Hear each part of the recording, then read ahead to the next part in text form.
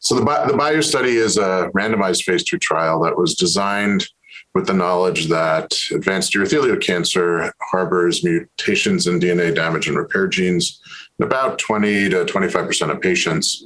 And many of these, most are homologous recombination or repair genes.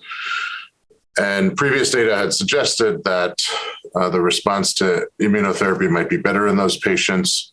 And we know that in other diseases with these mutations in HRR genes, that patients with will respond to PARP inhibitors. And so based on those several strands of evidence, the BAYOU study was designed. It was a randomized phase II trial in platinum-ineligible patients. So these are patients who were ineligible for cisplatin or carboplatin-based therapy. And that definition was based, and that was defined as, in the investigator's opinion, not eligible for carboplatin-based therapy, and also have renal insufficiency, poor performance status, peripheral neuropathy, or hearing loss, or heart failure. You didn't have to have all of those criteria, but you had to have at least one of those.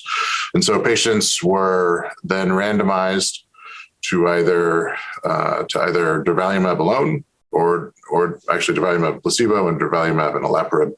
And patients were stratified by the presence of HRR mutations in their tumor. That was done prospectively, as well as Bajoran risk index 0, 1, or 2 to either durvalumab and olaparib or durvalumab and placebo.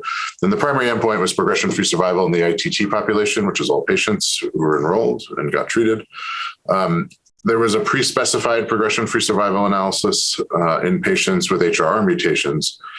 And in that patient population, the hazard ratio was 0.018, and the progression-free survival was about 3 to 4 months longer in the HRR subset. But in the entire study population, it really, there was no benefit to the combination of durvalumab and olaparib compared to durvalumab and placebo. Looking at secondary endpoints, the response rate in the HRR mutant durvalumab and olaparib treated patients was 35%, which is quite high, although the numbers of patients in that cohort were modest. But there were no responders in the durvalumab monotherapy cohort.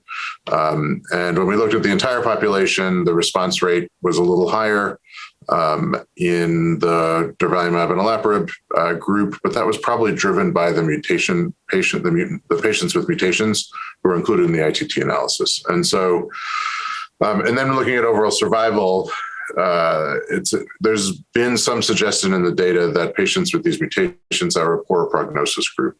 And in fact, that was true in this trial, suggestion that survival was shorter, regardless of whether you received olaparib or placebo if you had a HRR mutation, although there was a numerically longer survival in those patients who received olaparib if they had mutations. Wild-type patients did not appear to benefit at all from getting olaparib. And the median survival for the wild-type patients was longer regardless of treatment that they received. And so it does suggest that this highlights a relatively poor prognosis group of patients in advanced urothelial cancer. And so the question is going to be moving forward, seeing the data from the maintenance trial in HRR mutant patients also showing a progression-free survival advantage. As monotherapy, do we consider further trials with these agents in appropriately selected patient populations? And I'm hoping that this will trigger a new wave of trials looking at HRR altered tumors specifically, and enrolling only those patients because that's where the benefit seems to be found. And those are the patients that unfortunately don't do well with apparently, standard of care therapies based on our data.